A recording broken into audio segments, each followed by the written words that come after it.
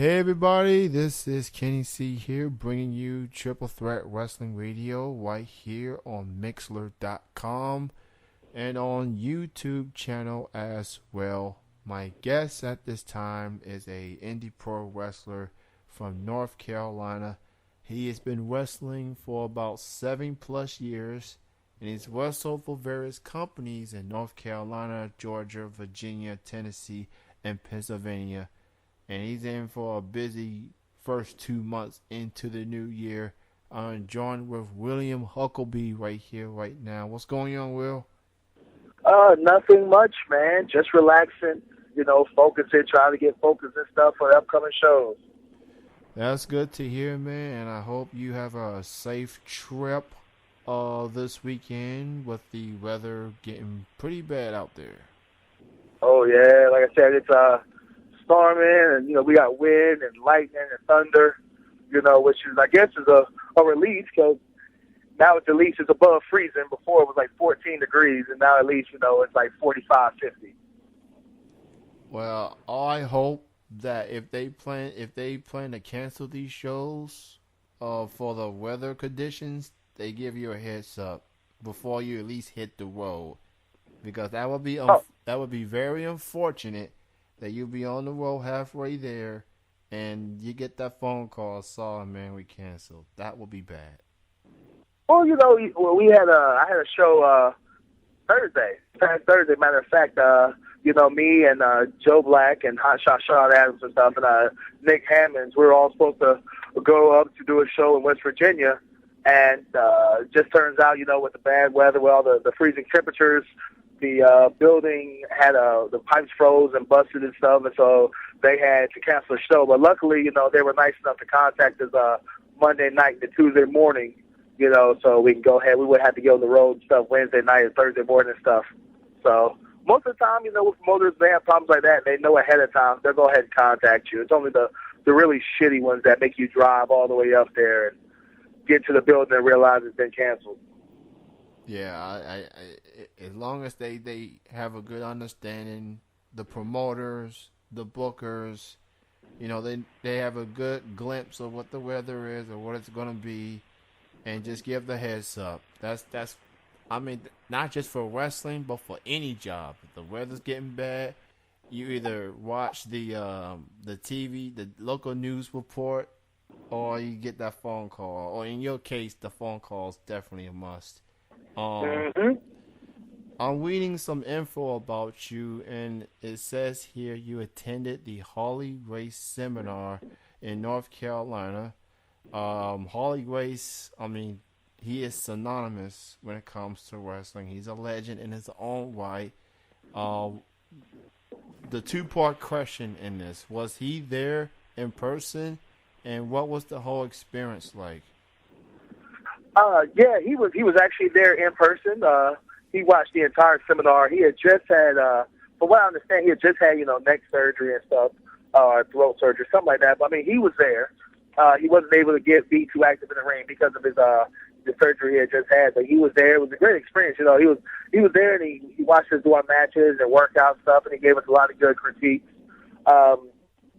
It was a once in a lifetime opportunity in my book. How many times do you get a chance to actually fly your craft and your trade and get valuable advice from Harley Race?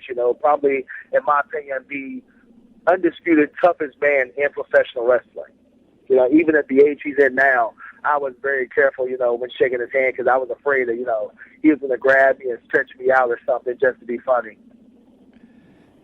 Hey, man, that itself is an honor itself, and hopefully all the other wrestlers learn and then some from Harley, because it's not often, like you said, it's not often that you get a chance to be in the same ring, in the same building with a legend such as Harley Race, and I just pray that he gets a full recovery on the neck.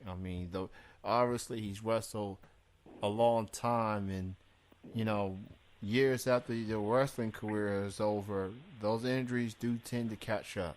So prayers goes out to him. Well, this was in May, and I've seen, reports and video and stuff, and so it looks like he's doing so much better. Fortunately, his head trainer, for his training camp, Jason Jones was there.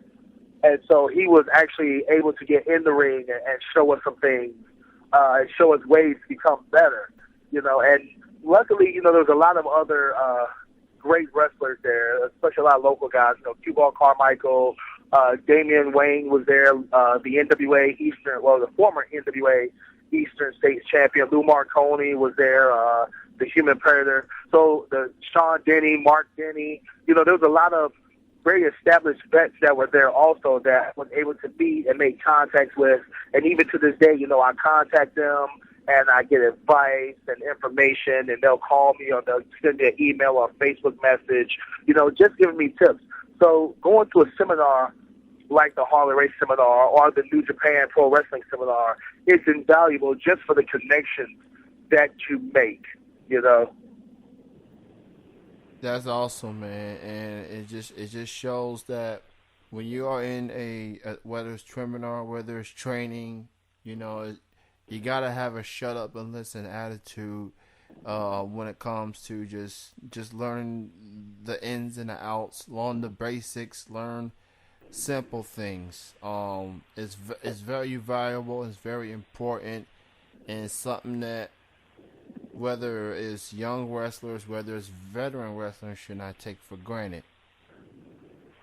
Oh, yeah, exactly. When opportunities like that arise, you've got to take them. If not, why are you in professional wrestling if you're not trying to take advantage of every opportunity that's presented in front of you?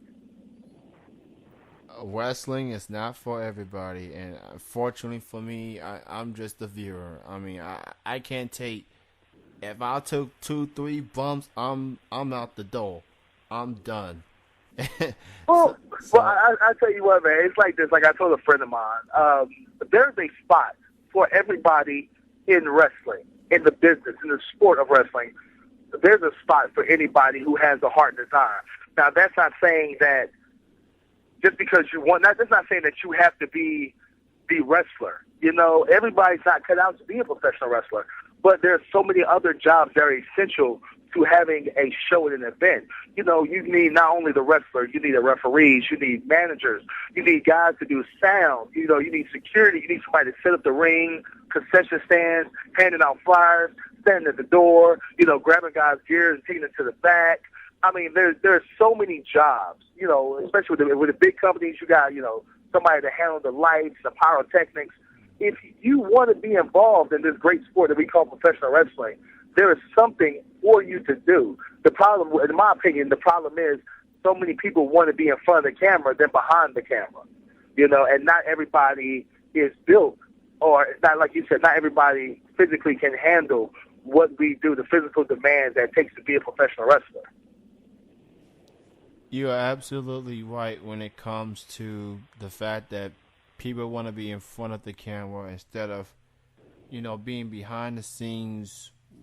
Pay your dues. That's 3 most important words, not just in wrestling, but in any job description. You got to pay your dues before you can move up the ranks. And, when the time is right, maybe they will get that opportunity. But, you gotta start from the bottom before you work your way up. Well, yeah, I mean, even then, we'll pay your dues. Not everybody can handle it physically to be a wrestler. The problem, in my opinion, is nowadays that everybody thinks that they can be a wrestler, and that's not true. I know you've seen it, and you've gone to shows, and you've wondered, hey, why is this guy even in the ring? Why did they give this guy a chance? Like, I could have gone there and did a better job than that. And that's because you have a lot of these guys out here who won't tell these people, hey, listen, I know you want to be a wrestler, but it's not cut out for you. I wanted to be an astronaut, but then I realized I get motion sickness easy, so I just can't be an astronaut. Or I wanted to be a doctor, but then I realized I have shaky hands, so I can't cut anybody open. I mean, everybody's not built to be a wrestler, period, point blank. I mean, as far as paying your dues go, you can pay your dues and never step foot in the ring. But you'll still have just as much respect from the wrestlers as you would if you were wearing a pair of boots. There are a lot of referees that I know have done things and been places that I haven't been yet, and I give them the utmost respect. Same thing with the security guards. anybody that works the show, I give them respect because I know what they do is essential to what I do. Good points, and I definitely understand where you're coming from, and hopefully people that listen to the this interview will get a good understanding of, you know, what you have to do, what you have to go through, regardless of what you want to pursue in the wrestling business. Like you said, you don't have to be a wrestler per se, but just know your place and just know how to do it to the best of your ability. That's just what it all boils down to. This coming Saturday, you're going to be a part of Next Evolution Wrestling at Elizabeth City, North Carolina. Talk about that show and what to expect for those that at least near the area. Next Evolution Wrestling is a new company. It has a lot of familiar faces from the eastern part of North Carolina. Myself, Hotshot Sean Adams, Bo Crockett from out there in Virginia. But the best thing about Next Evolution Wrestling is that it's such a great mix. I like to, the way I describe it to people is if you took ROH, or if you take the new mentality for wrestling and put it towards old school wrestling. So it's old school wrestling with a new twist. You know, you got a lot of these young, hungry, talented wrestlers out there who might not get a shot in another company because they're very green and because they're new to the sport. And in Next Evolution Wrestling, you know, they get a chance to actually show what they can do. You know, this is a company that bases itself around finding the next young top stars who are trying to help develop, you know, future wrestlers and give them a chance to get in front of the crowd and be creative and do what they can do and be experimental. That's the best thing. So when you come to these shows, you know, expect to see young, hungry guys, expect to see things that you haven't seen before, and expect a lot of crisp action, a lot of great stories, a lot of good psychology, you know, a lot of hard-hitting, fast-paced action. Hey, that's the type of wrestling I know and love. And if you're near the Elizabeth City, North Carolina area, check it out this Saturday. Next Evolution Wrestling.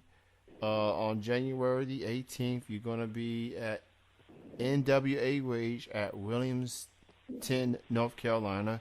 You're also going to be at Coastal Plains Championship Wrestling at Mount Olive, North Carolina.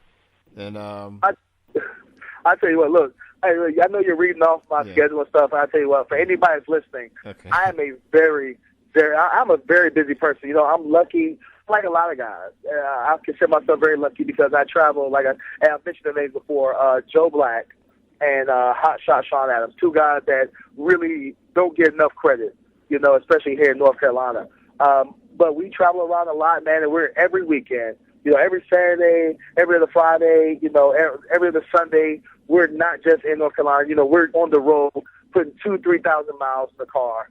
You know, like you said, next weekend I'm at NWA Rage in Williamston, and then from there we're going to Coastal Plains Championship Wrestling in Mount Olive. The 22nd, we're in MAW in Cleveland, Ohio. That's the 25th. The 25th, we're in Cleveland, Ohio. Hopefully, you know, we're in talks with NWA Saw, so we might be at NWA Saw in Tennessee on the 24th, then go to Ohio the 25th.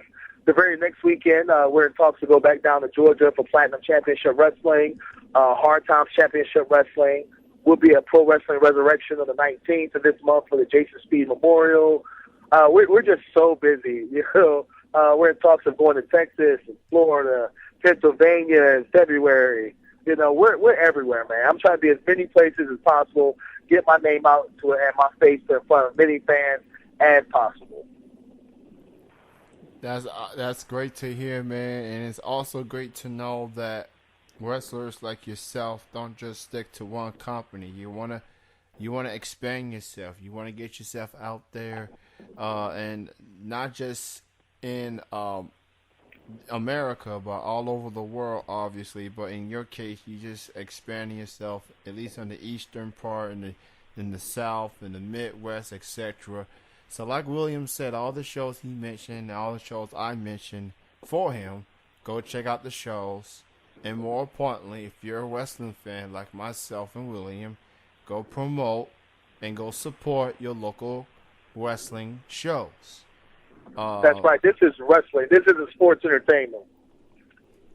absolutely. I, I Absolutely. had to say it. I'm sorry. I had to say it. Hey, it's understandable, man. I mean, people want to use that phrase and just win with it. I mean, but at the end, it's wrestling.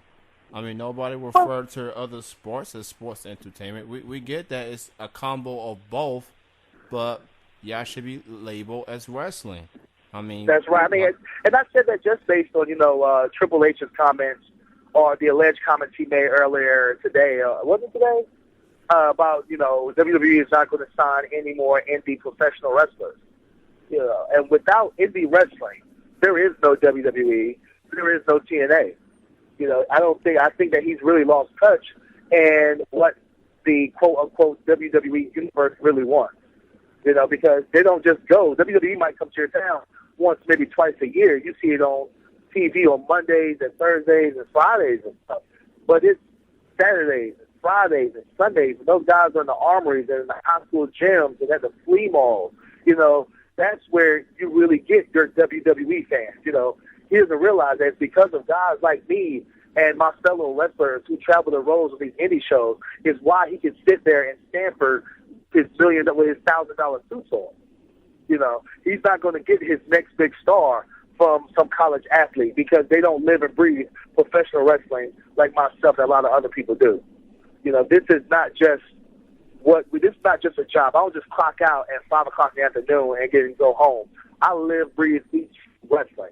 If I'm not doing phone interviews for radio shows such as yourself, I'm studying wrestling on YouTube. I'm training. I'm in the gym. I'm watching how many calories I eat. I'm talking to other promoters. I'm up till 5 o'clock in the morning sometimes talking to other promoters trying to get booked on shows. This is not just my job. This is my passion. This is my life. And he doesn't understand. I think he's lost a lot of context. He's lost perspective of that. Absolutely. And how can he say that he's not going to sign quote unquote indie stars when the people that he does sign do come from indie wrestling, and obviously you put them to the developmental territory for NXT. I mean, indie wrestling is not going anywhere. I mean, that's how No. it's not going anywhere. And Triple H, like anybody else, came from indie wrestling. So you are absolutely right. He definitely lost some perspective. Maybe he took too many hits to the head. I don't know. Too many chair shots. Too many chair shots or something. I don't know. Maybe he got that suit on a little too tight. I don't know. But yeah. Let me ask you this, William. You being for North Carolina and all, I'm not sure if you've heard the story or not about a fellow North Carolinian, a wrestling legend, Nature Boy Ric Flair. With the 49ers? Yeah, with the 49ers, he get the pep talk, and the 49ers listened, and they went on to beat the Packers. And now he's getting some death threats from the Panthers fans. His hometown, he's getting death threats from his fellow North Carolinians, which is very unfortunate. What's your take in that whole situation? Well, I think it's a situation that got blown out of proportion. Ric Flair is a businessman. When he stepped away from being an actual in-ring talent, he started doing motivational speeches. Now, you can't blame Ric Flair for going to San Francisco and speaking to the 49ers because they paid him to come there and talk to the team. He's there as a motivational speaker to get the team hyped up, to get them charged up to go out there and win. I understand, the 49ers won, now they got to face the Carolina Panthers. I'm not mad at Ric Flair. He was going out there, he was going to make his money. Now, do I think he should rub it in the Carolina Panthers' face? No. Do I think that there are a lot of people who are taking it out of proportion? Yes. Because they have to remember at the end of the day, it's about business and it's about money, and he got paid to do his job. That's not saying, I understand that Ric Flair said, hey, I'm going for the 49ers all the way. Well, if Carolina's so mad about it, why didn't you pay Ric Flair to come in there and speak to you guys before your game? You can't get mad at him of going where the money leads him. That's just my opinion on it. I don't think he should be getting death threats. I think no matter what, no matter how much people love Ric Flair, you have to remember that, Ric Flair is the ultimate consummate heel. And this is probably one of the greatest heel moves ever, Ric Flair's a heel, man. He lives for the booze, really, So he's just doing what heels do.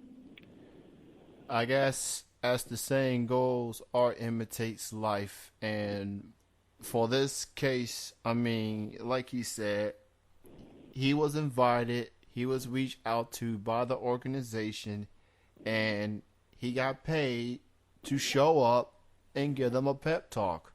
And for Panther fans, now maybe Ric Flair may not have been aware of the playoff scenarios.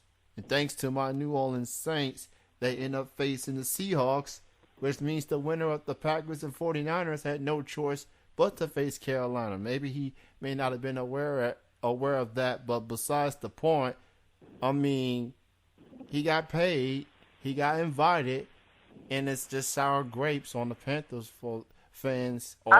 Here's my question. It's like, if the 49ers would have lost, this would have been a big deal. I think it's just a big deal because San Fran won. Yeah. I mean, to tell you the truth, I don't care about any team because I'm a St. Louis Rams fan.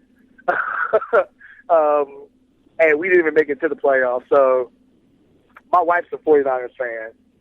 So I guess I have to cheer for the 49ers. If not, it's going to be a lot of nights sleeping on the couch. Hey, man, I appreciate you for sticking with your team, win, lose, or draw. And, maybe the Rams, maybe something good will come out of next year. I'm not so sure about Sam Bradford, long-term. Hey. We're rebuilding. We're still a young team. We got Tavon Austin and a lot of guys from West Virginia, and they just got to learn how to play together. We're still in the process of rebuilding. It took San Fran, 15 years back to make it back to prominence. After Steve Young retired, they were down at the bottom. Yeah. So we're just like any other team. We're rebuilding. We got a lot of young talent. Next season, instead of being 7-9, we'll be 9-7. That's a good attitude. Great attitude, William. That is a great attitude. Everybody, check him out, William Huckaby. He's going to be in, again, Next Evolution Wrestling at Elizabeth City, North Carolina, this coming Saturday. You can go look through Facebook, Next Evolution Wrestling, for more info, the days and the times, etc. And William, it was great chatting with you. You too. And all I ask is just be safe in the weather conditions this weekend. And thank you for your time to being on the show. Thank you. And anybody listeners or stuff that want to find me on Facebook, find me, William Huckaby. That's me. No name, real name, no gimmicks. What you see on my Facebook is what you get. Got a bunch of information about shows I'm going to be at. I got I'm in the process of getting the merchandise out, T-shirts, headbands, ice cream bars, whatever you name it. So just send me a Facebook, Twitter. I'm probably gonna come out with a YouTube show pretty soon. So just come to find me on Facebook and stuff, and get all the information for where I'm gonna be at. That's cool, man. And did you just say ice cream bars? I see you getting your CM Punk on like there. Hey, somebody got to do it. If they don't come on ice cream bars, I got a friend of mine, Victor Andrews, Mr. Everything Victor Andrews. I call him the king of merchandising, and he's helping me out with a lot of different merchandise ideas and stuff. So 2014, you never know. You might see William Huckaby ice cream bars. If not that, it'd be William Huckaby freeze pops or something. I have no idea. They might put my face in a moon pie. That is awesome, man. I bet Punk's still to this day screaming for those damn ice cream bars. You know it. So, again, thank you for your time, William. Best of success goes out to you. And everyone, this will conclude the interview for Triple Threat Wrestling Radio. That is William. I am Kenny C. And by the way, if you look for him on Facebook, the last name is spelled Huckaby. That is how you spell the last name. So, in case if you're spelling illiterate, I'm just saying. That is William. I'm Kenny. We are out. Thank you for listening. And